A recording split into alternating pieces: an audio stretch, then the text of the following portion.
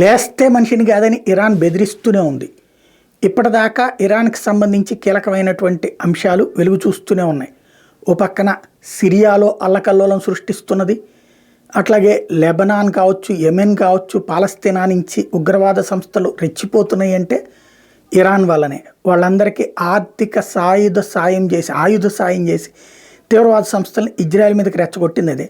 Israel ఇప్పుడు వరుసబెట్టి 4 దేశాలని ఎదుర్కొంటూ రెండో పక్కన ఏదైతే సిరియాలో ఉన్నటువంటి ఇరాన్ రాయబార కార్యాలయాన్ని ధ్వంసం చేయడం ద్వారా తన సత్తా ఏంటో చూపెట్టింది. ఇరాన్ లోపలే పేలుళ్లు సృష్టించడం ద్వారా ఎప్పటికప్పుడు గంగవేరులు ఎత్తిస్తోంది. ఈ నేపథ్యంలో ఇరాన్ మరొకసారి హెచ్చరించింది.